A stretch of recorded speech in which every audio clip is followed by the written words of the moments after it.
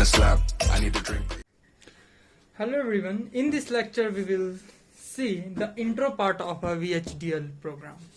So what is the architecture of that? What is the basic step we need to consider while writing the program in VHDL, that kind of thing we have to consider, and we will learn in this lecture. So the video's name is Introduction of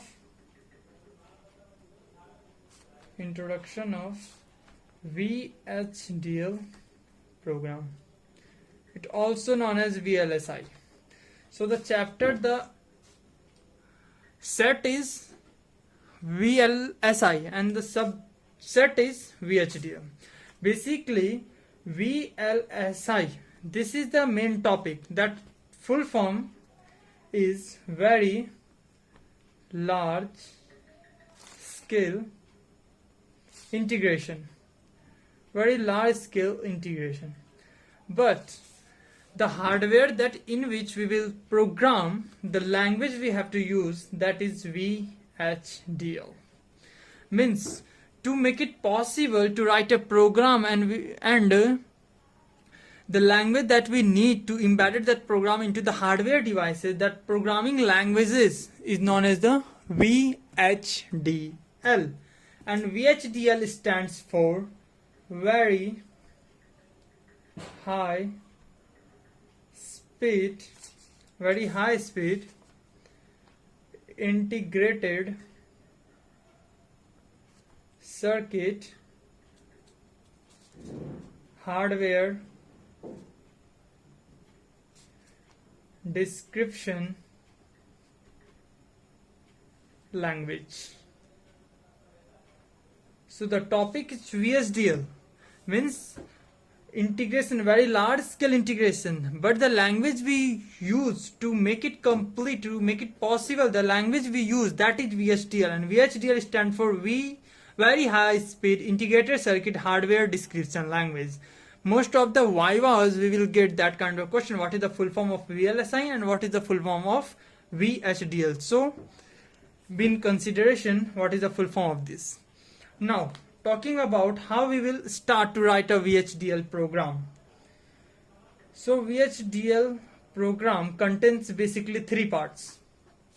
It basically contains three parts. All the VHDL program always is written in three categories. So first one is the library, second one is the entity, and the third one is architecture. Third one is architecture. So in the library portion, we have some predefined library, and also we can use the user defined library.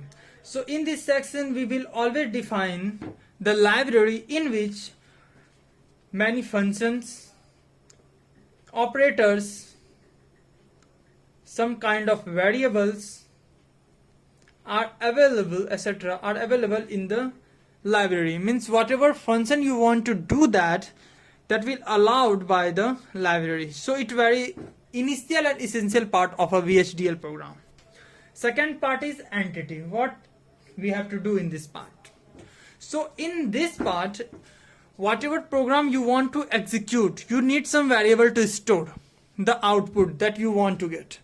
So whatever program you have written, you need some variables. So in this section you will describe and define variables. How you will define it, we will see it in our upcoming videos. But now in this entity portion, you will define the variable that you need to store your output or some types of intermediate outputs.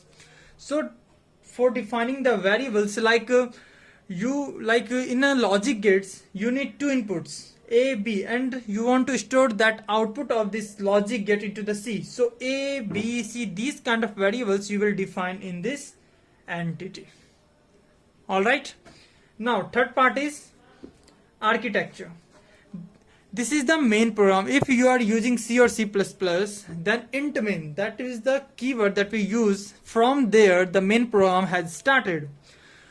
Similarly, here in the architecture, you will define your main statement, what kind of operation you want to do, and what is the main lines, main code that will basically responsible for the execution of the program, that will always be written under this section, means architecture section. But before writing that your code, you need to define some architecture. In VHDL program, we have three options. Either we will use data flow, or behavioral, or structural.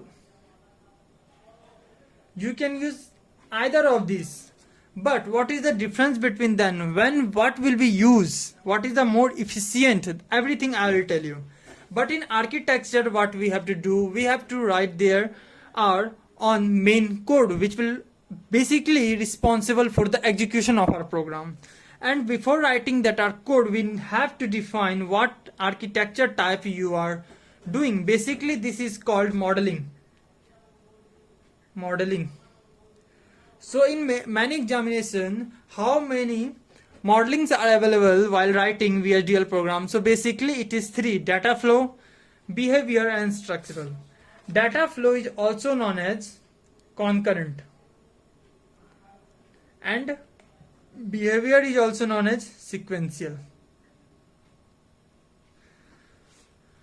So this is basically the main structure of a VHDL program. There are three sections: library, entity, and architecture. In the library portion, we will define some predefined library which will basically are responsible for allowing some kind of function to be executed.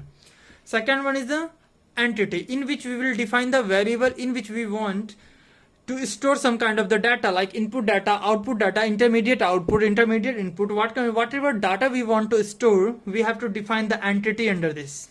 Third one is the architecture. This is the main part of the program in which we will write our actual code, which will basically executable. And before writing our code, we have to define which type of modeling you are using. It could be data flow, behavior, structural. Like concurrent statement means all are happening at the same time. So we don't need a case study or if else statement. We will simply write the code and we want to execute all the code at the same time, then we will use data flow.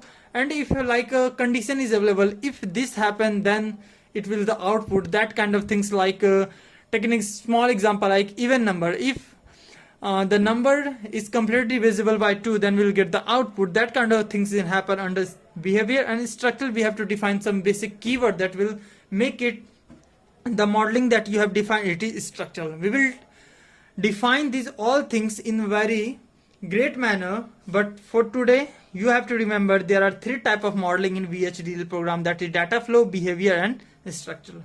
So this is the basic intro part of the VHDL program. In the next lecture we will see some basic examples or program related to Git in VHDL programs. So if you like my video, please like, comment, share, and subscribe. And thanks for watching.